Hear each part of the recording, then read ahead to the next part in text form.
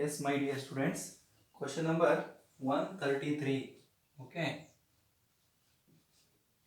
Nitrogen forms nitrogen trichloride, whereas phosphorus can form both phosphorus trichloride and phosphorus pentachloride. Why ಅಂತ ಕೇಳಿದಾರಪ್ಪ.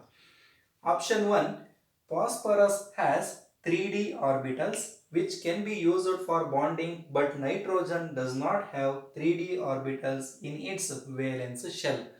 Okay, ಹಾಗಾದ್ರೆ nitrogen ಅಂತಕ್ಕಂಥದ್ದು NCl3 nitrogen ಟ್ರೈಕ್ಲೋರೈಡ್ ನ ಮಾತ್ರ formation ಮಾಡುತ್ತೆ, NCl5 ನ ಫಾರ್ಮೇಶನ್ ಮಾಡೋದಿಲ್ಲ. ಅರ್ಥ ಆಗ್ತಿದೆಯಾ? ಹಾಗಾದ್ರೆ ಇದು ಫಾರ್ಮೇಶನ್ ಆಗೋದಿಲ್ಲ. But phosphorus which can forms both phosphorus trichloride and phosphorus pentachloride. Because ಏನಕ್ಕಪ್ಪ ರೀಸನ್ ಅಂದ್ರೆ ಫಾಸ್ಫರಸ್ ಅಂತಕ್ಕಂಥದ್ದು having vacant D orbital. Phosphorus ಅಂತಕ್ಕಂಥದ್ದು ವೇಕೆಂಟ್ ಡಿ ಆರ್ಬಿಟಲ್ ನ ಹೊಂದಿದೆ.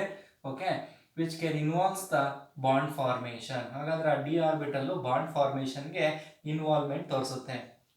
Okay, which can involves the bond formation. So phosphorus which can exhibit both type of trihalide and pentahalide, but nitrogen which can only forms trihalide not pentahalide, because in the absence of d orbital or non-availability of d orbitals. So option 1 ಅನ್ನತಕ್ಕಂಥದ್ದೇ correct answer ಆಗುತ್ತೆ. Option 1 is the correct answer, students. Okay. Question number 134. Group of 15 of the periodic table consists of the elements nitrogen, phosphorus, arsenic, antimony and bismuth. On passing from nitrogen to bismuth, the oxides of the elements of the general formula M2O3 become. Okay, ಹಾಗಾದ್ರೆ M2O3 general formula oxides ನ formation ಮಾಡ್ತಕ್ಕಂಥದ್ದು. Okay, elements ಯಾವ್ಯಾವುದು? Group 15 elements ಯಾವ್ಯಾವುದು ಇರ್ತಕ್ಕಂಥದ್ದು? Group 15 nitrogen, phosphorus, arsenic, antimony and bismuth ಅಂತಕ್ಕಂಥದ್ದು. Okay, all the elements which can forms M2O3 oxides. ಈ type oxides ನ formation ಮಾಡುತ್ತೆ. ಡೌನ್ ದ ಗ್ರೂಪ್ ಹೋದಂಗೆಲ್ಲ, ಅರ್ಥ ಆಗ್ತಿದೆಯಾ? ಹಾಗಾದ್ರೆ down the group basic strength ಅಂತಕ್ಕಂಥದ್ದು ಏನಾಗಿರುತ್ತೆ? ಇನ್ಕ್ರೀಸ್ ಆಗುತ್ತೆ. ಅರ್ಥ ಆಗ್ತಿದೆಯಾ? ಹಾಗಾದ್ರೆ ಓಕೆ, ಡೌನ್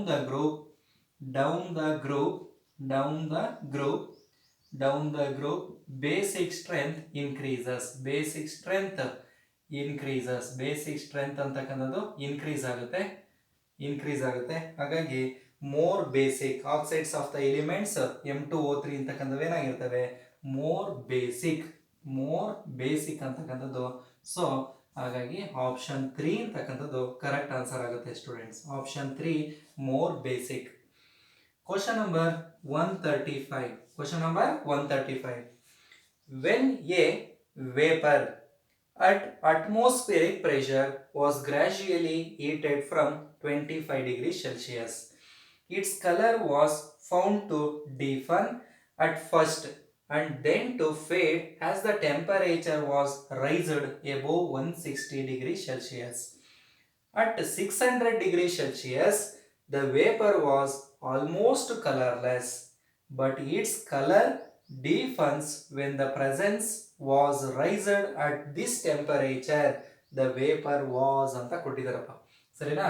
ಇಲ್ಲಿ ನೋಡಿ N2O3 ಅಂತಕ್ಕಂಥದ್ದು ಅರ್ಥ ಆಗ್ತಿದೆ. N2 ಅಥವಾ ನಾವು N2O2 ಅಂತ ತಗೊಂತೀವಿ. ಅರ್ಥ ಆಗ್ತಿದೆ? ಹಾಗಾದ್ರೆ N2O2 ಅಂತಕ್ಕಂಥದ್ದು ನಾವು ಇದನ್ನು ಬೇಕಾದ್ರೆ N2O4 ಅಂತ ತಗೊಳ್ಳಿ. ಡೈನೈಟ್ರೋಜನ್ ಅರ್ಥ ಆಗ್ತಿದೆಯಾ? ಟೆಟ್ರಾಕ್ಸೈಡ್ ನ ನಾವು ಏನ್ ಮಾಡ್ತಕ್ಕಂಥದ್ದು? ಹೀಟ್ ಮಾಡಿದಾಗ ಅಂತಕ್ಕಂಥದ್ದು 2NO2. ಅರ್ಥ ಆಗ್ತಿದೆಯಾ? 2NO2. ಇಲ್ಲೂ ಕೂಡ ನಿಮಗೆ 2NO2, but differ with the temperature ಮಾತ್ರ ಡಿಫ್ರೆಂಟ್ ಇದೆ, ಅದು ವೇರಿ ಇರ್ತಕ್ಕಂಥದ್ದು. ಅರ್ಥ ಆಗ್ತಿದೆಯಾ? ಹಾಗಾದ್ರೆ ಇಲ್ಲಿ ನಿಮಗೆ ಪ್ಯೂರ್ ಡೈನೈಟ್ರೋಜನ್ ಟೆಟ್ರಾಕ್ಸೈಡ್, ಇದನ್ನ ನಾವು ನೇಮ್ ಮಾಡೋದಾದ್ರೆ ಡೈನೈಟ್ರೋಜನ್ ಟೆಟ್ರಾಕ್ಸೈಡ್ ಅಂತ ಓದ್ತೀವಿ. ಡೈನೈಟ್ರೋಜನ್ ಟೆಟ್ರಾಕ್ಸೈಡ್ ಅಂತಕ್ಕಂಥದ್ದು. ಓಕೆ, ಫಸ್ಟ್ ಟೆಂಪರೇಚರ್ ಎಷ್ಟಿದೆ ನೋಡಿ? 160 degree celsius. 160 degree celsius. Afterwards temperature 600 degree celsius ಇದೆ. ಅರ್ಥ ಆಗ್ತಿದ್ಯಾ? Okay, at 600 degree celsius the vapour was almost colourless. 600 degree celsius ಅಲ್ಲಿ ಏನಾಗಿರುತ್ತೆ, ಆಲ್ಮೋಸ್ಟ್ ಕಲರ್ಲೆಸ್ ಅಂತಕ್ಕಂಥದ್ದು ಅರ್ಥ ಆಗ್ತಿದೆ. ಹಾಗಾದ್ರೆ ಅಲ್ಲಿ ನಿಮಗೆ ನೈಟ್ರೋಜನ್ ಡೈಆಕ್ಸೈಡ್ ಅಂತಕ್ಕಂಥದ್ದು ಕಲರ್ಲೆಸ್ ಆಗಿರುತ್ತೆ. But it's colour deepens when the pressure was raised at this temperature. ಹಾಗಾದ್ರೆ ಪ್ರೆಷರ್ನ ನಾವು ರೈಸ್ ಮಾಡಿದಾಗ ಅರ್ಥ ಆಗ್ತಿದೆ. ಹಾಗಾದ್ರೆ ಇಲ್ಲಿ ನಮಗೆ ಲೀ ಚಾರ್ಟಲಿಯಸ್ ಪ್ರಿನ್ಸಿಪಲ್ ಕೂಡ ನಾವು ಹೇಳ್ಬೋದಪ್ಪ. ಅರ್ಥ ಆಗ್ತಿದೆ. ಹಾಗಾದ್ರೆ ಪ್ರೆಷರ್ನ ರೈಸ್ ಮಾಡಿದಾಗ ಏನಾಗುತ್ತೆ, ಕಲರ್ ಅಂತಕ್ಕಂಥದ್ದು ಏನಾಗುತ್ತೆ, ಡಿಫನ್ಸ್ ಆಗುತ್ತಂತೆ. ಓಕೆ, ದ ವೇಪರ್ ವಾಸ್ ಅಂತಕ್ಕಂಥದ್ದು pure dinitrogen tetroxide. So option 4 is the correct answer, dinitrogen tetroxide ಅಂತಕ್ಕಂಥದ್ದು. Okay, question number 136. Cn minus ion and N2 are isoelectronic. Isoelectronic ಅಂದ್ರೆ ಸೇಮ್ ನಂಬರ್ ಆಫ್ ಎಲೆಕ್ಟ್ರಾನ್ಸ್. ನೋಡಿ, carbon ಮತ್ತೆ nitrogen. Carbon ಹತ್ರ ಎಷ್ಟು electrons ಇದೆ find out ಮಾಡಿ. 6 electrons. Nitrogen ಹತ್ರ 7 electrons plus 1 ಅಂತಕ್ಕಂಥದ್ದು ಟೋಟಲ್ ಎಷ್ಟು electrons, 14 electrons. Okay, another one nitrogen ಅಂತ ತಗೊಂಡಾಗ 7 + 7 = 14. ಹಾಗಾದ್ರೆ both species are isoelectronic in nature. But in contrast to Cn, nitrogen is chemically inert because of ಅಂತ ಇದೆ. ಹಾಗಾದ್ರೆ ಇವೆರಡಲ್ಲಿ ಕಂಪೇರ್ ಮಾಡಿದ್ರೆ ನೈಟ್ರೋಜನ್ ಅಂತಕ್ಕಂಥದ್ದು ಕೆಮಿಕಲಿ ಇನ್ಆಕ್ಟಿವ್ ಅಥವಾ ಕೆಮಿಕಲಿ ಇನರ್ಟ್ ಅಂತಕ್ಕಂಥದ್ದು.